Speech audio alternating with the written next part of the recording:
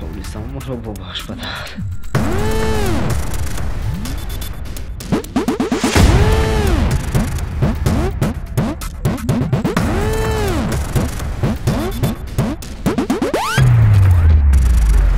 تنها یک قدر داشتم که او را هم از دست دادم. سامار